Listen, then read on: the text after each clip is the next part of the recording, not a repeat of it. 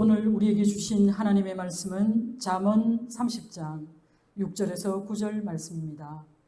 내가 두 가지 일을 주께 고하였사오니 라는 제목으로 하나님 말씀 증가할 때에 은혜의 시간 되시기 바랍니다. 사랑하는 성도 여러분, 우리가 오늘 이곳에서 예배하는 것은 참으로 복된 일인 줄 믿습니다. 내가 아무리 예배를 드리고 싶어도 예배할 처소가 없는 사람이 있습니다.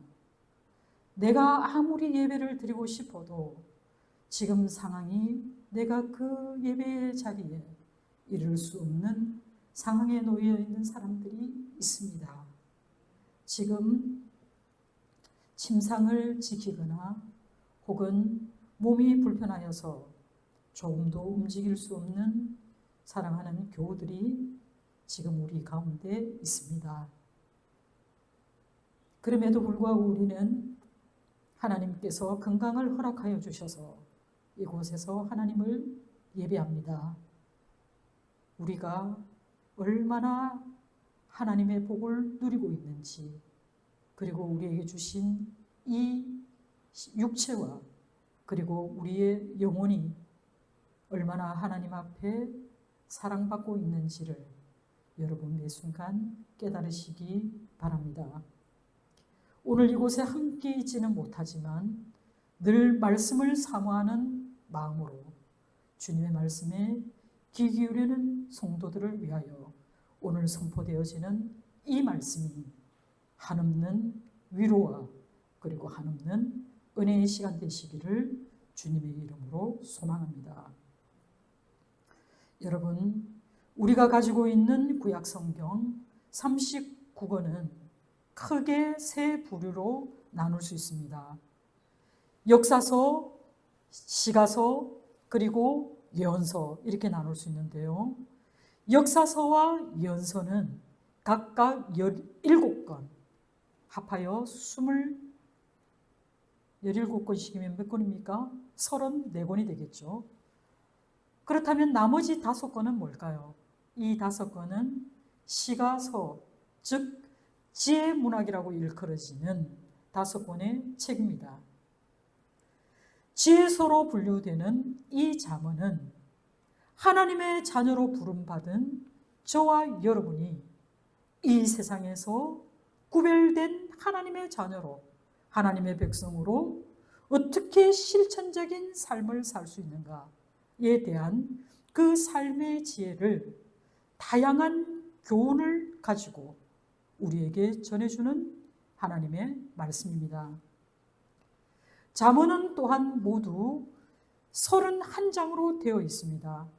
그리고 이 구성은 저자에 따라서 분류가 가능한데요. 제일 먼저 1장에서부터 22장 16절까지는 솔로몬의 잠언입니다. 그리고 22장 17절부터 시작해서 24장 34절까지는 익명의 지혜로운 자의 잠언입니다. 그리고 25장부터 시작해서 27장까지는 히스기야 왕의 신하들이 편집한 솔로몬의 잠언입니다. 그리고 오늘 읽은 잠언 30장을 우리는 아굴의 잠언이라고 부릅니다. 그리고 잠언의 마지막 장인 31장은 르무엘 어머니의 잠언, 이렇게 구별하고 있습니다. 그런데 오늘 본문 아굴의 잠언이라고 소개되어 있는데 이 아굴이라는 이 이름은 구약 성경에서 여기에 처음이고 마지막입니다. 저자 아굴은요, 그 이름을 풀이해 보면 이 이름의 문자적인 뜻은 수집하는 자 혹은 소집하는 자라는 뜻입니다. 아굴은 잠언의 말씀을 수집하거나 그것을 정리하여서 일반 백성들을 가르치는 현자였을 것이다 라는 견해가 지배적입니다. 그런데 아굴은 잠언을 기록할 만큼 그의 지혜가 남달랐고 또 그의 지혜가 아주 출중했음에도 불구하고 그는 오늘 30장 2절에 이렇게 말합니다. 나는 다른 사람에게 비하면 짐승이라. 내게는 사람의 총명이 있지 아니하니라. 고 스스로 말합니다. 우리가 아구리의 잠언인 이 30장을 전체를 살펴보면 이 아구리의 얼마나 놀라운 인생의 교훈을 가지고 있고 그리고 그의 신앙이 얼마나 돈독한지를 우리는 알 수 있습니다. 그럼에도 불구하고 아굴은 어째서인지 자신을 짐승이라고 얘기하고 또 자기는 무지할 뿐만 아니라 지혜롭지 못한 그런 사람이라고 말하고 있습니다. 현자라고 일컬어지고 있는 이 아굴이 어째서 이런 생각을 하게 되었을까? 그것은 바로 그가 절대 무한하신 하나님 앞에서 자신이 얼마나 보잘것없는 존재인가를 깨달아 알았기 때문에 그렇습니다. 세상에는 스스로를 지혜롭다, 지식이 충만하다 라며 자신을 과시하거나 자랑하는 사람들이 많이 있습니다. 그러나 하나님의 지혜에 비교한다면 피조물인 인간은 결코 그 하나님의 놀라운 지혜에 도달할 수 없을 뿐만 아니라 하나님을 안다 하더라도 그것은 마치 짐승이 아는 것과 별반 다르지 않습니다. 우리가 아무리 지혜를 얻기 위하여 모든 노력을 기울이고 그리고 모든 일생을 그것을 연구하는 데 다 바친다 하더라도 인간은 모든 지혜를 통달할 그럴 지혜를 배우지 못할 뿐만 아니라 근본적으로 무한하신 그 전지하신 그 하나님을 안다는 것 자체가 범죄한 인간으로서는 도저히 불가능한 일입니다. 그러나 하나님 앞에 자신의 모습을 비추어 본 사람, 자신의 연약함과 자신의 미련함과 자신의 한없는 무지를 깨달은 사람만이 하나님을 바라볼 수 있습니다. 여러분, 하나님이 만드신 피조물 가운데 하나님을 인식할 수 있는 피조물은 오직 인간뿐이라는 것이 우리에게 얼마나 위로가 되는지 모릅니다. 창세기 18장 27절에 아브라함도 이 세상에서 가장 보잘것없는 것으로 자신을 일컬어 티끌이나 재와 같다고 하나님 앞에 고백합니다. 사도 바울 역시 자신을 칭하여 나는 만삭되지 못하여 태어난 자라고 말합니다. 이렇게 하나님 앞에 겸비된 자들은 하나님의 사랑을 받는 자들입니다. 그리고 하나님은 그 겸손한 자를 통하여 하나님의 구원 사역의 동력자로 사용하십니다. 오늘날 우리의 삶의 자리를 살펴보면 자기가 조금 더 가지고 있다라는 이유로 내가 남보다 조금 더 능력이 있다라는 이유로 내가 조금 더 저 사람보다 가방끈이 길다라는 그것을 자랑하면서 자기보다 못한 사람, 자기보다 좀 덜 가졌다고 생각하는 사람, 자기보다 힘이 미약하다고 하는 사람들을 무시하는 사람들을 우리는 얼마든지 보게 됩니다. 그러나 분명한 것은 하나님께서는 진정으로 자신을 낮추고 겸손한 자에게 하나님 나라의 그 신령한 지혜를 풍성하게 부어주신다는 것을 기억하시기 바랍니다. 아구리의 잠언인 잠언 30장은 절대적 공의를 가지신 하나님의 그 무한하신 지혜를 우리에게 말씀하십니다. 그리고 대조적으로 인간의 무절제함과 그 죄악상을 강조함으로써 인간이 지닌 그 본질적인 한계를 우리에게 경고하고 있습니다. 먼저 피조물인 인간은 절대자이시고 창조주이신 하나님과 달리 하나님이 창조하신 그 시간과 공간이라는 그 제약 속에서 살아갈 수밖에 없습니다. 우리는 시간과 공간을 초월하여서 어디에도 살아갈 수 있는 존재가 아닙니다. 또한 우리는 구속사의 시작 시점에서 인류의 조상이었던 그 아담, 인간을 대표하는 아담이 하나님 앞에 범죄함으로써 아담 이후에 모든 인간은 전적으로 타락하였습니다. 하나님이 원하시는 그런 의로운 생활을 죄악된 인간은 감당하지 못하고, 그리고 스스로 구원의 길을 찾기에는 전적으로 무능력한 그런 상태에 빠지게 되었습니다. 그렇기 때문에 아굴은 자기를 가리켜서 나는 짐승이다, 나에게는 사람의 총명이 없다라고 고백합니다. 그러며 3절에 나는 지혜를 배우지 못하였고 또 거룩한 자를 아는 지식이 없다라며 애통해하는 모습을 보게 됩니다. 이것이 바로 하나님 앞에 선 겸비된 사람의 참된 모습입니다. 아굴은 지혜가 하나님으로부터 오는 것을 아는 사람입니다. 잠언 1장 7절의 말씀대로 하나님을 아는 것이 지식의 근본임을 아굴은 알고 있었습니다.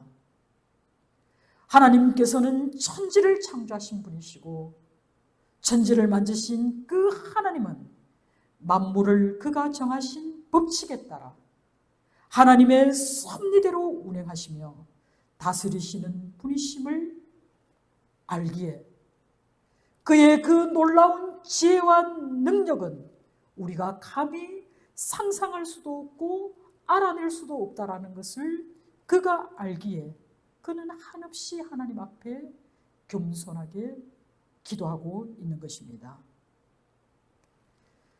욥은 하나님의 이러한 지혜와 능력을 깨닫기 전에는 엄청난 육체적인 고통과 가정의 우환과 그리고 신앙의 번민을 거쳐야 했습니다. 그런 욥에게 하나님께서는 욥기 38장과 39장에서 친히 말씀하셨습니다. 모든 존재의 근원과 대우주 자연의 오묘한 질서와 그 법칙들을 주관하시는 그 능력을 하나님이 가지고 계신다라는 것을 욥에게 일일이 가르쳐 주셨습니다. 하나님의 무한하신 지혜와 능력을 보고 깨달았던 그 욥의 고백이 바로 내가 듣기만 하였으나 이제 보옵니다 라고 회개의 기도를 하였던 것을 우리는 잘 알고 있습니다. 실제로 우리는 우주 만물을 통해 보여주시는 하나님의 계시 속에 살고 있으면서도 아직도 하나님의 존재를 부인하는 그런 어리석은 사람들을 많이 만나게 됩니다. 그러나 아굴은 사람들이 그를 지혜롭고 훌륭한 사람이라고 부른다 할지라도 그는 위대하시고 전지전능하신 그 하나님의 놀라운 지혜에 결코 도달할 수 없는 존재라는 사실을 깨달았기 때문에 그는 하나님 앞에 자기의 연약함과 자기의 부족함을 고백하는 믿음의 사람으로 설 수 있었습니다. 아굴은 대자연이 이토록 신비롭게 존재할 수 있도록 이 모든 것을 가능케 하시는 근본 절대자가 누구인가?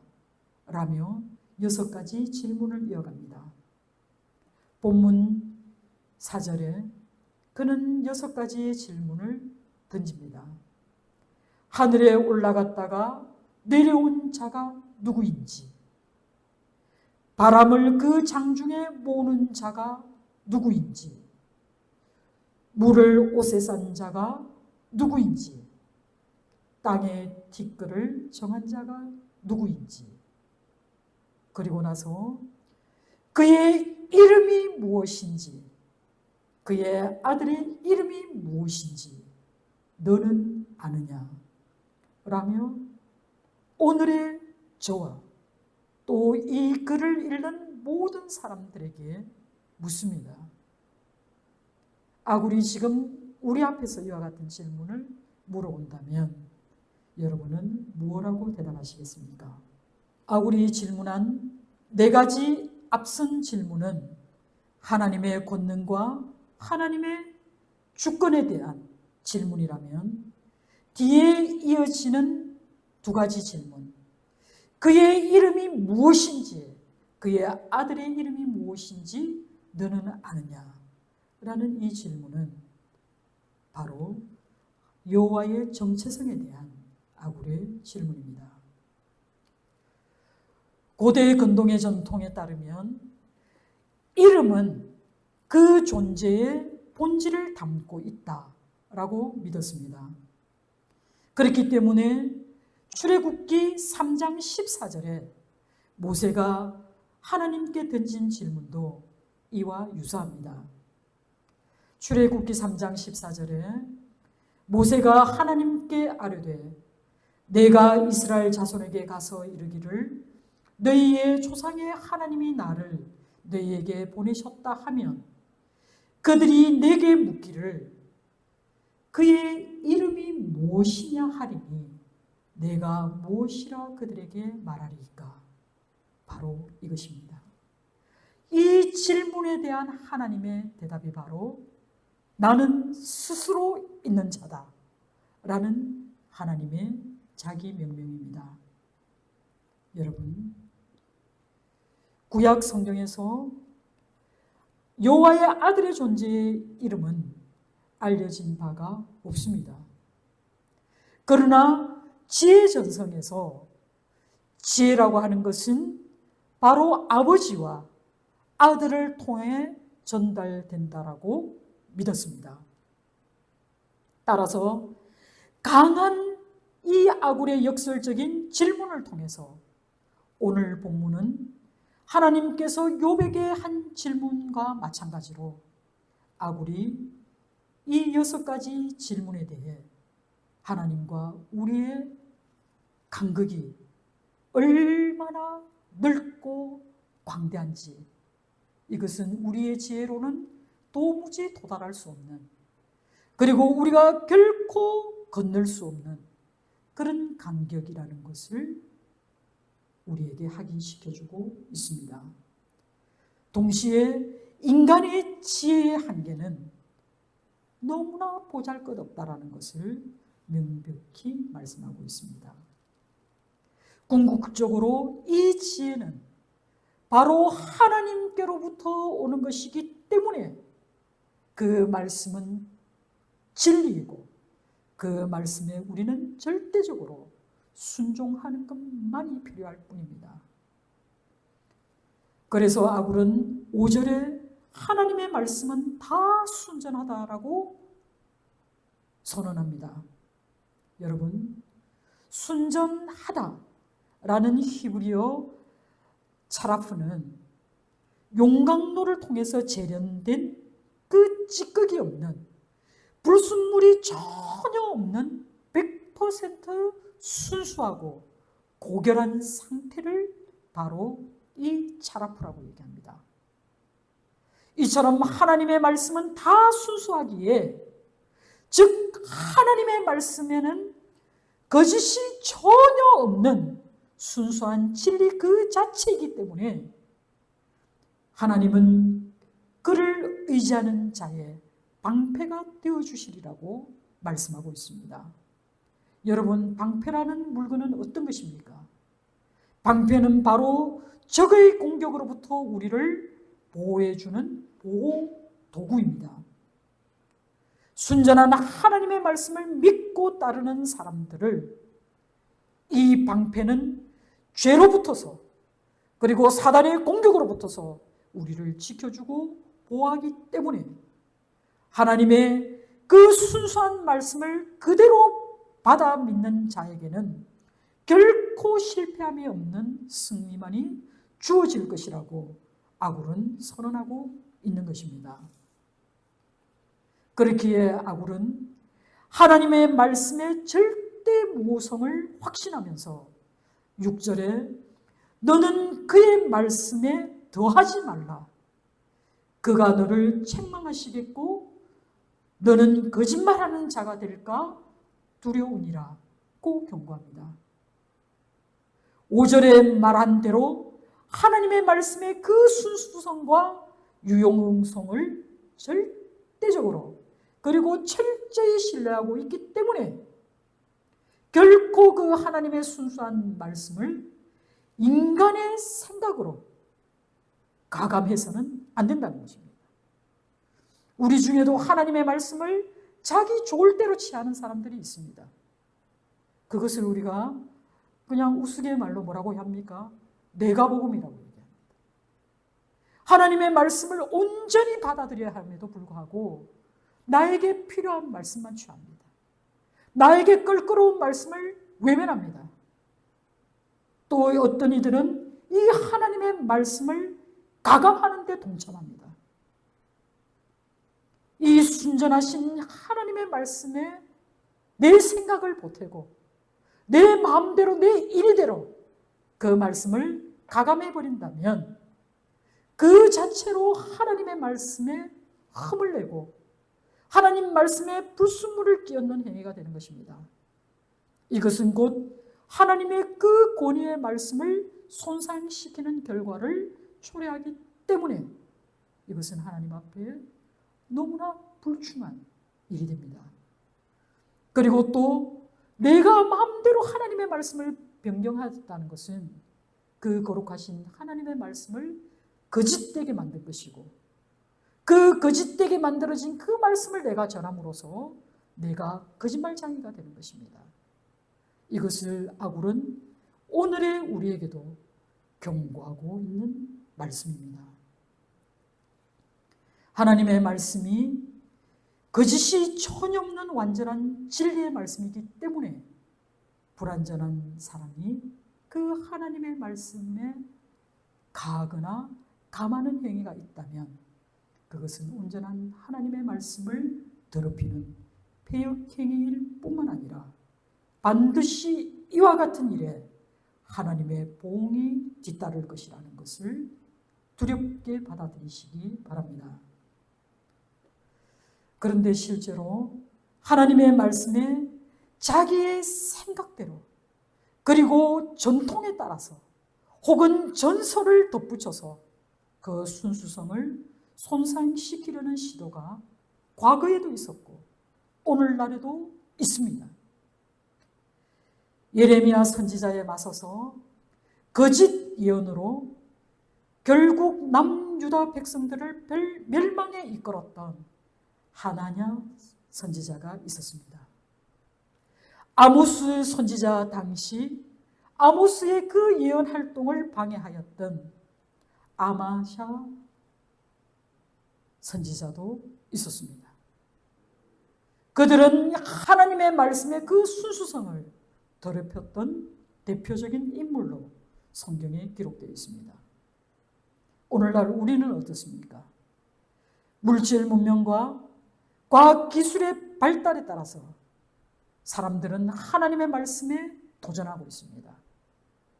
과학적으로 증명되지 않는다라고 말하면서 하나님의 존재 자체를 부인하는 자들이 수없이 많습니다. 내 인식 밖에 있기 때문에 하나님은 없다라고 얘기하는 사람들이 도로도로 있습니다. 사랑하는 성도 여러분, 우리는 오늘 이 말씀에 경각심을 가지면서 우리가 하나님과 어떤 간극 속에 있는지를 깊이 깨닫는 그런 시간 되시기 바랍니다. 이와 같이 자연의 이치와 하나님의 무한한 지혜를 깨달은 아굴은 이제 하나님께 기도합니다. 오늘 본문에서는 아굴이 2가지를 기도하는 것 같지만 자세히 살펴보면 3가지를 기도하고 있다는 것을 알게 됩니다. 8절 말씀해 보면 곧 헛된 것과 거짓말을 내게서 멀리 하옵시며, 두 번째로 나를 가난하게도 마옵시고 부하게도 마옵시고, 그리고 세 번째로 오직 필요한 양식으로 나를 먹이시옵소서 라고 기도합니다. 여러분의 평생의 기도 제목은 무엇입니까? 이 지혜자의 기도가 여러분 마음에 드십니까? 아마 마음에 들지 않는 분들이 많으실 겁니다. 아굴은 먼저 헛된 것, 그리고 거짓말을 내게서 멀리하게 해달라고 기도합니다. 헛된 것은 무엇입니까? 영원한 가치를 지니지 못하는 그런 대상들을 얻기 위해서 나의 모든 것을 쏟아낸 결과 진실한 삶의 가치를 상실해 버린 자가 나중에 그가 찾아낸 것, 상실한 자에게 찾아오는 그 내적인 그 허탈함, 그것이 바로 헛된 것입니다. 하나님을 알지 못하는 사람들이 죽음을 맞이하였을 때 그들이 한결같이 하는 말 중에 하나는 내가 헛살았구나 라는 것입니다. 충분히 사랑하지 못한 것, 내가 하고 싶었던 걸 충분히 하지 못한 것, 그리고 내 안에 헛되고 헛된 것들로 가득 채워서 사실은 내가 누구인지도 모르고 살아왔던 것, 이런 인생을 돌아보며 내가 참 헛살았구나 라고 말하는 사람들이 있습니다.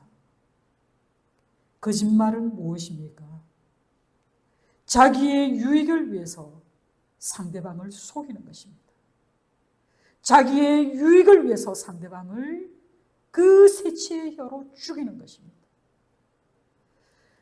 자기의 유익을 위해서 그 어떤 것에도 진실을 말하지 않는 것입니다. 이 모든 이기적인 범죄가 바로 거짓말입니다. 이 모든 이기적인 범죄의 출발이 바로 거짓말입니다.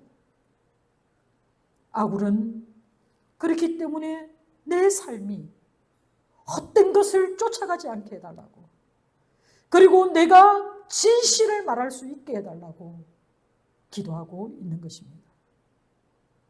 다음으로 아굴이 구하는 것은 물질적인 부에 대해서 간구하고 있습니다. 사무엘상 2장 7절에 의하면 여호와는 가난하게도 하시고 부하게도 하신다는 말씀이 있는데요, 지금 아굴은 나를 가난하게도 마옵시고 부하게도 마옵시옵소서라고 하나님께 기도하고 있습니다. 여러분, 우리는 기도할 때 하나님 나에게 물질의 복을 주시옵소서, 그러면 내가 섬기리이다 라고 얘기하지 않습니까? 과연 쏟아지는 물질의 복을 우리는 누리고 감당할 능력이 있습니까? 사실 아굴이 나를 가난하게도 마옵시고 부하게도 마옵소서라고 한 그 이유는 바로 9절에 설명이 되어 있습니다. 9절에 홍내가 배가 불러서 하나님을 모른다, 여호와가 누구냐 할까 하오며 홍내가 가난하여 도둑질하고 내 하나님의 이름을 욕되게 할까 두려워함이니이다 라며 자신의 솔직한 심정을 하나님 앞에 고백하고 있습니다.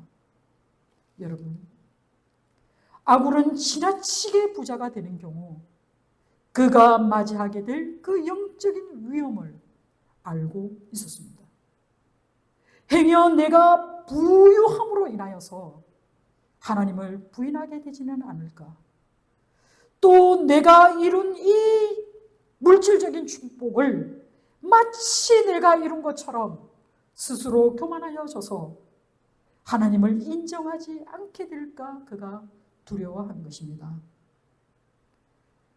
더 이상 내 스스로가 내 능력과 내 힘에 힘입어서 하나님 없이도 내 자신의 능력과 계획으로 얼마든지 살 수 있다라고 믿고 또 하나님을 자신의 삶 속에서 그리고 하나님을 자기의 마음 속에서 밀어내 버리지는 않을까 하는 두려움 때문에 이렇게 기도한 것입니다.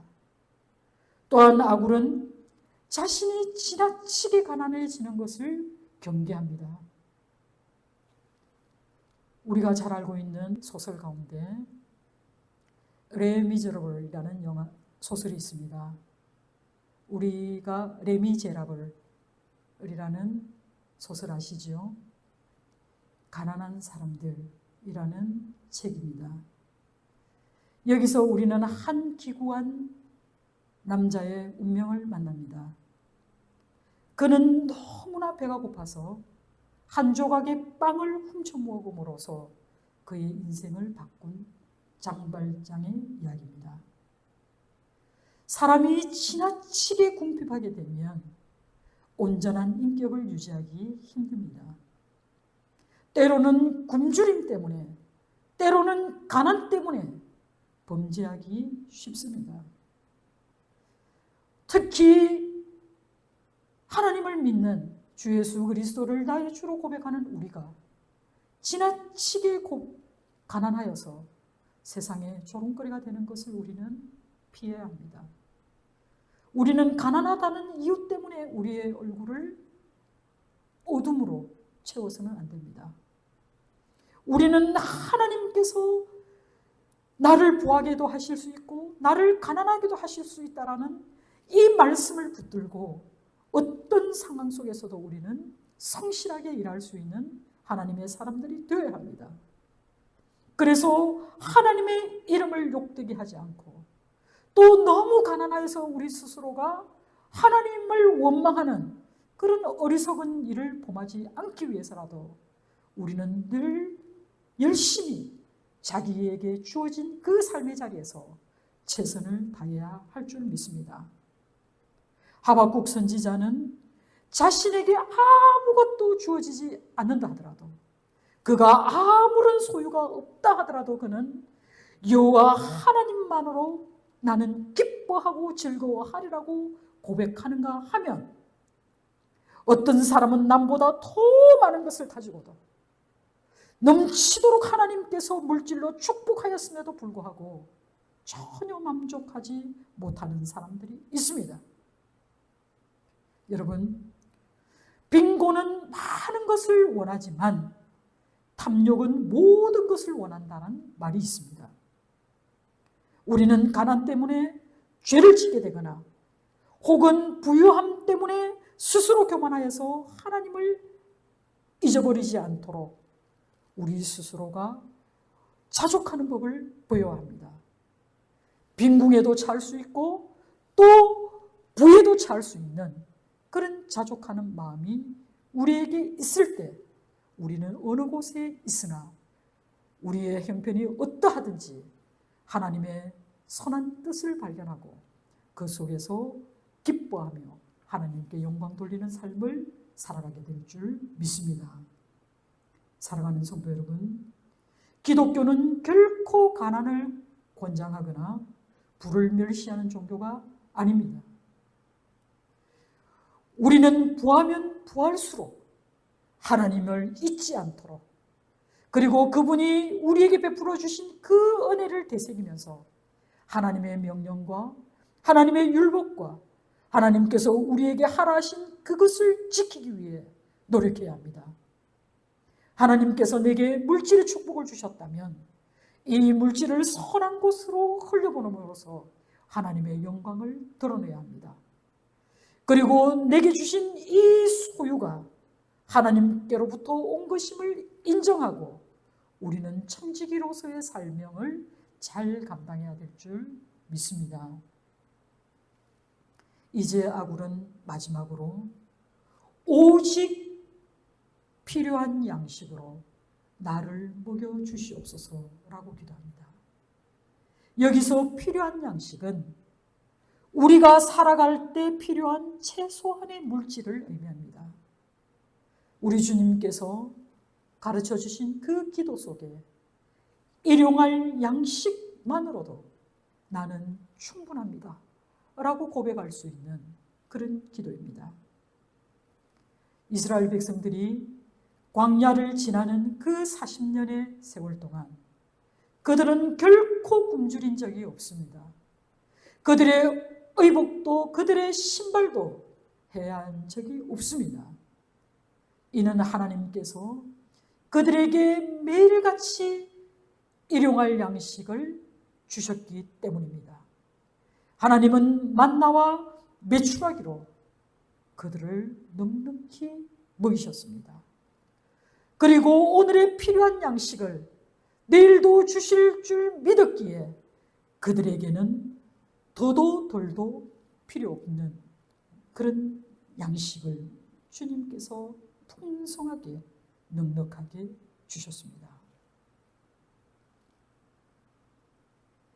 사랑하는 성도 여러분, 물질적인 부와 그리고 우리의 삶의 이 관계 설정은 매우 어렵습니다. 사람은 돈을 많이 벌길 원합니다. 때로는 교회도 물질적인 축복을 강조합니다. 그러나 문제는 이 물질적인 부나 그리고 이 자발적인 가난에 대해서 우리는 문제시해서는 안 됩니다. 다만 우리가 부를 구할 때에도 이것은 하나님과의 관계 속에서 이것을 판단해야 합니다. 우리 하나님께서는 우리에게 넘치도록 복을 주시기를 원하시는 분입니다. 하나님은 우리의 삶을 결코 모른 채 하시는 분이 아니십니다. 그런데요, 문제는 물질로 인해서 우리가 범죄할 수 있다는 이 사실을 우리는 기억해야 합니다. 물질이 있고 없고의 문제가 아니라 우리의 삶 속에서 우리가 무엇을 더 우선시하는가가 문제입니다.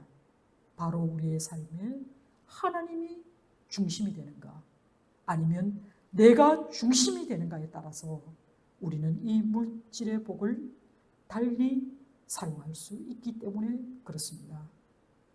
사랑하는 성도 여러분, 오늘 우리는 그 시대의 현자라고 불렸던 아구리, 그가 그의 평생에 죽기 전에 하나님께 구하였던 이 기도가 바로 저와 여러분의 기도되기 원합니다.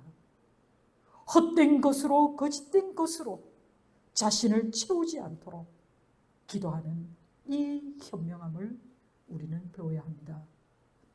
그리고 내가 감당할 수 없는 그 물질로 인해 스스로 교만에 빠지거나 하나님으로부터 멀어지는 그런 지경에 이르지 않기를 기도해야 합니다. 그리고 너무 가난하여서 내가 범죄하게 되지 않기를 기도하며 우리의 삶의 자리에 우리 하나님께서 늘 함께하여 주셔서 모든 시간들을 은혜로 축복으로 이겨내고 넘어갈 수 있도록 기도하는 저와 여러분 되기를 간절히 소망합니다. 더 가질 수도 없고 더 가질 필요도 없는 것을 구하는 어리석은 자가 되지 마시고 내게 꼭 필요한 양식, 즉 우리 하나님으로부터 오는 그 지혜와 그 은혜를 구하고 경험하는, 그래서 우리의 삶 가운데 하나님만으로 충분합니다라고 고백할 수 있는 그런 신앙의 길, 그 믿음의 길을 함께 가는 저와 여러분 되기를, 그리고 순전한 교회 모든 성도 여러분 되시기를, 그리고 오늘 이 말씀을 유튜브나 혹은 온라인을 통해서 들으시는 모든 이들에게 하나님이 주시는 지혜의 말씀으로 아시고 우리도 아굴처럼 이렇게 기도하며 일생을 살아가는 저와 여러분 되기를 주님의 이름으로 축원합니다. 기도하겠습니다.